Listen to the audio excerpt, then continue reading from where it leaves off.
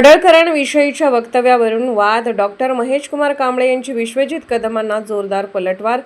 पडळकर हे संघर्षातून उभे राहिलेले लोकनेते डॉक्टर महेश कांबळे. सांगली जिल्ह्यात राजकीय वातावरण तापले असून गोपीचंद पडळकर यांच्याबाबत केलेल्या वक्तव्यावरून वाद निर्माण झाला आहे. विश्वजित कदम यांनी पडळकरांविषयी केलेल्या विधानावर आंबेडकरी चळवळीचे नेते डॉक्टर महेशकुमार कांबळे यांनी तीव्र प्रतिक्रिया व्यक्त केली आहे. कदम यांनी पडळकर यांची तुलना डोनाल्ड ट्रम्प यांच्या स्तराशी करत केलेल्या वक्तव्यामुळे कांबळे यांनी नाराजी व्यक्त करत पडळकर हे संघर्ष, चळवळ आणि कष्टातून उभे राहिलेले नेते आहेत. त्यांच्या राजकीय स्तरावर बोलण्याआधी स्वतःची राजकीय उंची तपासावी असा टोला लगावला. कांबळे पुढे म्हणाले की पडळकर हे महाराष्ट्रातील बहुजन समाजाचे लोकनेते असून जनतेच्या गळ्यातील ताईत बनले आहेत. एका सामान्य कुटुंबातून संघर्ष करत ते पुढे आले, तर काही नेते राजकीय वारशावर पुढे आलेले आहेत.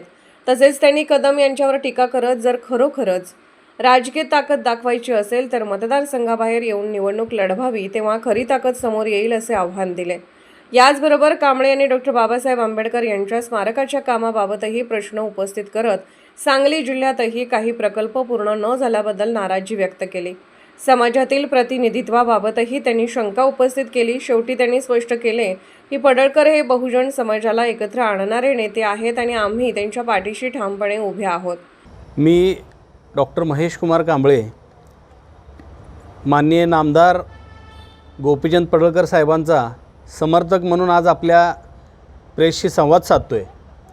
विषय असा आहे की काल पलूस कडेगावचे आमदार विश्वजित कदम यांनी गोपीचंद पडळकरांच्या बाबतीत कुजक्या भावनेनं एक वक्तव्य केलं की गोपीचंद पडळकर हे डोनाल्ड ट्रम्प यांच्या लेवलचे नेते आहेत.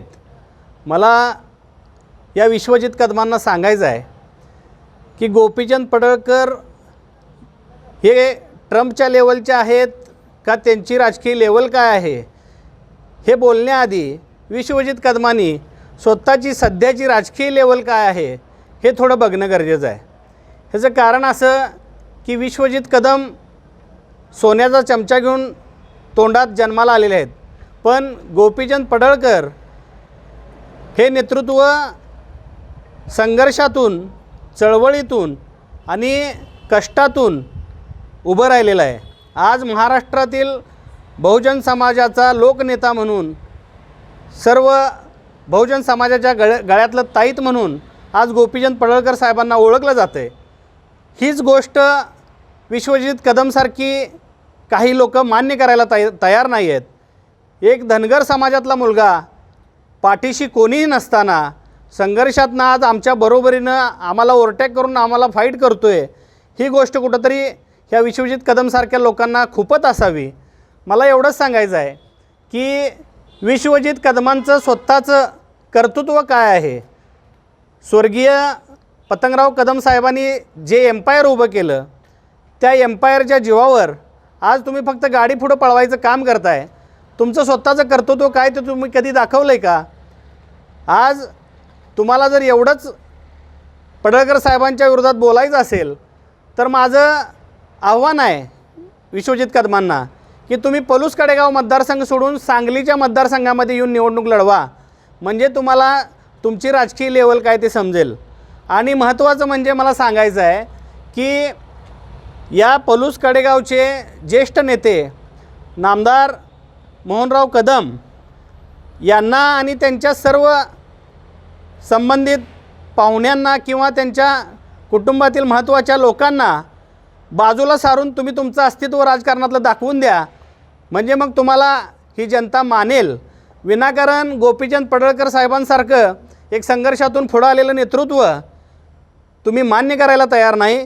तुम्ही विनाकारण कुठल्या ना कुठल्या गोष्टीतून, कुजक्या भावनेतून टीका करण्याचा प्रयत्न करताय. पण मला सांगायचं आहे की गोपीचंद पडळकर हे डोनाल्ड ट्रम्पच्या लेवलचे महाराष्ट्राचे नेते आहेतच, हे तुम्हाला मान्यच करावं लागेल. दुसरा विषय असा की विश्वजित कदमांच्या मतदारसंघामध्ये भारतरत्न डॉक्टर बाबासाहेब आंबेडकरांच्या अस्थी या अंकलकोपमध्ये आहेत. तर या विश्वजित कदमांना बाबासाहेब आंबेडकरांच्यावर राग आहे किंवा बाबासाहेब आंबेडकरांना ते मानत नाहीत का, अशा पद्धतीचा प्रश्न आज माझ्यासारख्या आंबेडकरी चळवळीतल्या कार्यकर्त्याच्या मनात उभा राहिला आहे. कारण जिथं बाबासाहेबांच्या अस्थी आहेत, सांगली जिल्ह्यात 2 ठिकाणी आहेत, एक आर्गेमध्ये आहे आणि एक अंकलकोपमध्ये आहे. आर्गेमध्ये अभिवादन भूमीचं काम पूर्ण झालं, पण अंकलकोपमध्ये बाबासाहेबांच्या स्मारकाचं काम आजपर्यंत का होऊ शकलं नाही? ह्याला यांच्या डोक्यातला जातीवादी किडा आहे का? अशा पद्धतीची संशयास्पद भूमिका आज आम्हाला वाटू लागलेली आहे. त्याचबरोबर या सांगली जिल्हा परिषदेच्या झालेल्या निवडणुकीमध्ये महाविकास आघाडीच्या माध्यमातून 4 महार बौद्ध समाजाचे जिल्हा परिषद सदस्य निवडून आलेले आहेत. पण सांगायला दुर्दैव वाटतं की या 4पैकी एकालाही समाज कल्याण सभापती या महाविकास आघाडीच्या नेत्यांनी केलेलं नाही. म्हणजे महार बौद्ध समाज कुठंतरी यांना खटकतो का? अशा पद्धतीचा प्रश्न निर्माण होतो आहे. म्हणून मला या विश्वजित कदमांना सांगायचं आहे, गोपीचंद पडळकरांच्यावर बोलत असताना थोडं तुम्ही तुमच्या राजकीय लेवलचा विचार करून बोलत जावा.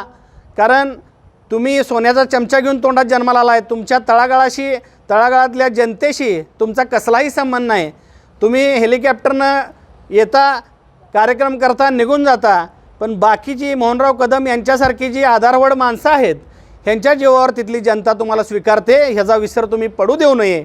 आणि गोपीचंद पडळकर हे मोठेच नेते आहेत आणि ते मोठेच होत राहणार. बहुजन समाजाचा दुसरा आज गोपीनाथ मुंडेंच्या रूपातला नेता, लोकनेता आम्ही त्यांच्याकडे बघतोय. ते सगळ्या बहुजन समाजातल्या 12 पगड जातींना सोबत घेऊन त्यांना न्याय देण्याचा प्रयत्न करतायत. म्हणून आम्ही त्यांच्याशी खंबीरपणानं त्यांच्या पाठीशी उभे राहू, अशा पद्धतीचं मी आज जाहीरपणे आपणास सांगतो. जय भीम, जय भारत, जय जिजाऊ, जय शिवराय, जय अहिल्यादेवी. अशाच अपडेटसाठी SP न्यूज चॅनलला लाईक करा, शेअर करा आणि सबस्क्राईब करा.